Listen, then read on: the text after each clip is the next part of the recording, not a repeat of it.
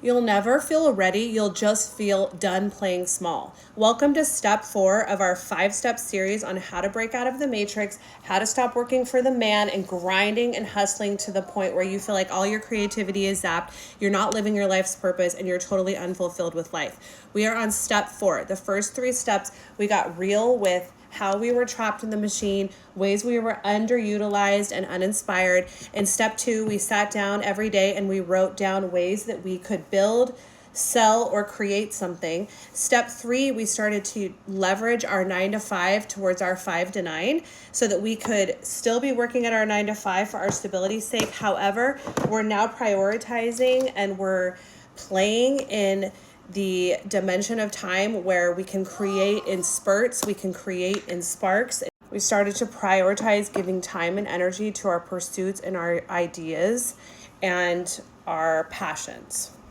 At some point, the fear of staying small outweighs the fear of failing. That's when you leap. Welcome to step 4. State and establish a clear quitting goal, a date, an income threshold, a proof of concept, and commit. Remember when we were journaling in our last 3 steps? It hasn't changed. We're still journaling. Pull out your journal and write down some date or some benchmark that you can commit to.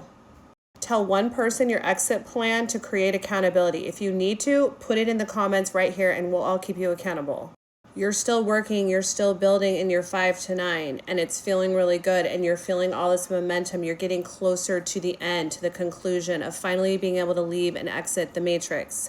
However, unless you fully commit and live in the end, meaning you're imagining how it's going to feel when you're in that end, when you're working for yourself, when you're creating your own schedule, when you're creating every day and feeling that fire of creativity and that passion of living your life's purpose, I want you to feel it right now. Even though you're still probably clocking into a 9 to 5, I want you to get in the energy and the vibes of being an entrepreneur, working for yourself, and having that freedom. And that, again, just like in step 3, is how you step into that timeline, because you are embodying and becoming the archetype of person that works for themselves. So create a date, write it down, tell another person, and then continuously imagine and live in the end. And eventually, the outside world, the 3D, has to build around this and create the circumstances for you to fully step into it.